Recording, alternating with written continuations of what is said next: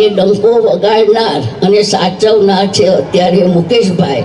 અને આપને ખબર હશે કે ધીરુભાઈએ એક રિફાઇનરી નાખી, પણ મુકેશભાઈએ 3 નાખી. એટલે બાપ કરતા બેટા સવાયા હોય તો માતાને તો ગર્વ જ થાય ને. આજનો દિવસ અમારા માટે અને અમારા ગામના લોકો માટે ખૂબ જ આનંદનો દિવસ છે. સૌથી પહેલાં તો અનંત અને રાધિકા એ અહીંયા ચોરવાડી માતાના દર્શન કરવા આવ્યા. એ જાણી હું તો ખુશી થાવ, પણ ગામના લોકો ઘણા ખુશી થયા છે કે આ ચોરવાડને આંગણે અનંતભાઈ અને રાધિકા બેન લગ્નના નવા જીવનમાં પ્રવેશ કરી રહ્યા છે. અને અત્રે સૌથી પહેલાં ચોરવાડી માતાજીના દર્શન કરવા આવ્યા છે. હવે તમને બધાને ખબર છે કે મારું અને ધીરુભાઈનું લગ્ન ચોરવાડમાં થયેલું, અને આજ કરતાં 70 વર્ષ થઈ ગયા. અને આજે અમારા લગ્ન જીવનનો દિવસ છે. કોઇન્સિડન્ટલી 12મી માર્ચ. અને આજે માતાજીએ ચોરવાડના સર્વે આપણા કુટુંબીજનો કહીશ, ચોરવાડના માણસો નહીં, આ બધું અમારું એક કુટુંબ છે. અને કુટુંબીજનો અહીંયા પધાર્યા છે અને મને ખૂબ એનો આનંદ થાય છે. અને ધીરુભાઈ માટે તો તમને બધાને ખ્યાલ છે કે ધીરુભાઈ પહેલાં મેટ્રિકની એક્ઝામ આપી અને એડન જવા ગયા. એડન ગયા ત્યાં એમનું રિઝલ્ટ આવ્યું કે તમે પાસ થઈ ગયા છો, એમ એમના બાપુજીએ મેસેજ મોકલાવ્યો. તો ધીરુભાઈ હસીને કહ્યું કે હવે પાસ અને ના પાસ એમાં શું ફરક છે, હું તો એડન અહીંયા નોકરી કરવા આવી ગયો છું. ઘણા વર્ષો થઈ ગયા અને એડનમાં 7 વર્ષે તમને સિટીઝનશીપ મળે. આપ માનશો નહીં કે આજે ઓફિસમાંથી કાગળ આવ્યો કે તમારું સિટીઝનશીપ થઈ ગયું છે. અને બીજે દિવસે ધીરુભાઈએ લેટર આપી દીધો કે હું રિઝાઇન થાઉં છું. તો એમના મોટા ભાઈએ બહુ સમજાવ્યું, રમણીકભાઈએ, કે ના ધીરુ, આટલી નોકરી સારી મૂકી અને જવાય નહીં. તો એમને કીધું ના, મારે મારું તકદીર અજમાવવું છે અને મારે ઇન્ડિયા જવું છે. તો ભાઈએ કહ્યું કે ઇન્ડિયામાં જઈને શું કરીશ? એને કીધું ભગવાન મને જે રસ્તો બતાવશે એ રસ્તામાં હું આગળ વધીશ.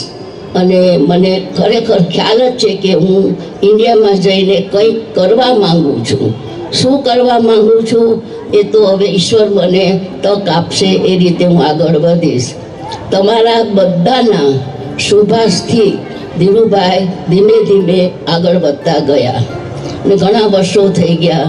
તમને બધાને ખબર છે કે જામનગરમાં ધીરુભાઈએ રિફાઇનરીની સ્થાપના કરી.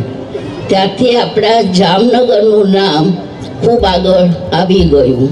અને એમાં અનંત અને રાધિકાના પ્રી વેડિંગનું ફંક્શન કર્યું અને આપણા જામનગરનું નામ ઇન્ડિયાના ઇન્ટરનેશનલ મેપ ઉપર આવી ગયું. અને એમાં ચોરવાડને અમે પહેલાં યાદ કર્યું, કારણ કે ચોરવાડથી જ અમારું ભવિષ્ય આગળ નિર્માણ થયું છે. એટલે ચોરવાડને તો અમે ક્યારેય ભૂલી ન શકીએ.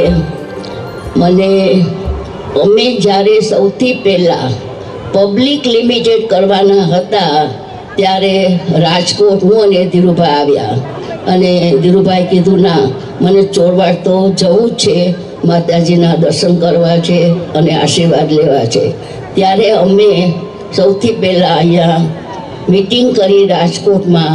અમે અહીંયા આવ્યા અને માતાજીના દર્શન કર્યા, ચોરવાડના ભાઈઓ બહેનોને મળ્યા. ત્યારે મને યાદ છે કે ધીરુભાઈએ અહીંયા ડાયરાનો પ્રોગ્રામ રાખ્યો હતો અને ગામના બધા લોકો રાતના ડાયરામાં આવ્યા હતા અને ખૂબ આનંદ માણ્યો. ત્યારે ધીરુભાઈએ કહ્યું કે હું પબ્લિક લિમિટેડ કરવા આવ્યો છું.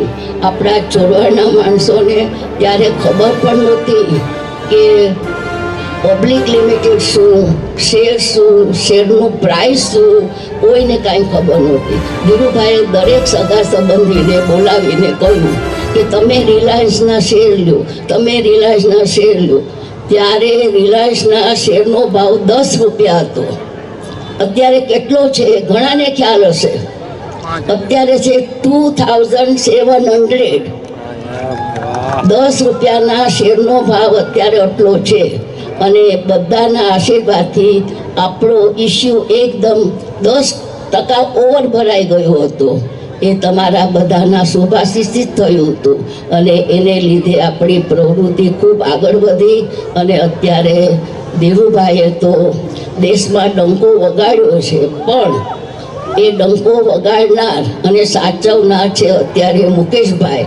અને આપને ખબર હશે કે ધીરુભાઈએ 1 રિફાઇનરી નાખી, પણ મુકેશભાઈએ 3 નાખી. એટલે બાપ કરતા બેટા સવાયા હોય તો માતાને તો ગર્વ જ થાય ને. અને એમાં અત્યારે અનંત આખી રિફાઇનરીનું સંચાલન કરી રહ્યો છે. અને જામનગર એમના માટે ખૂબ જ પ્રિય છે કે એ જામનગરમાં વધારે ખુશ રહે છે. અને બધું જ કામકાજ રિલાયન્સ રિફાઇનરીનું અનંત અત્યારે સંભાળી રહ્યા છે. અને સાથે સાથે રાધિકાનો પણ પૂરો જ સપોર્ટ છે કે ના, હું પણ જામનગરમાં રહીશ, અનંતને મદદ કરીશ. અને આ રીતે બંને જણા ખૂબ ખુશી રહે જામનગરમાં. અને હજુ પણ છે એના કરતાં એમના બિઝનેસને ખૂબ આગળ વધારે અને આપણને ચોરવાડની પ્રજાને, જામનગરની પ્રજાને ખૂબ ખૂબ લાભ મળતો રહે એવી મારી શુભકામના છે. આજે તમે અહીંયા પધાર્યા છો બધા આપણા ચોરવાડ ગામના આજુબાજુના, તો બધા જમીને જજો, કારણ કે અમને બહુ ખુશી થશે કે આપ સૌ અહીંયા જમીને જાઓ, આનંદ કરો. પછી ડાયરાનો પ્રોગ્રામ છે, એમાં પણ આવવું હોય તો આવી શકો છો. અને આપણા ચોરવાડ ગામની ખૂબ ખૂબ આબરૂ આગળ વધે, નામ આગળ વધે એવી હું માતાજીને અને શ્રીનાથજીને પ્રાર્થના કરું છું. જય શ્રી કૃષ્ણ.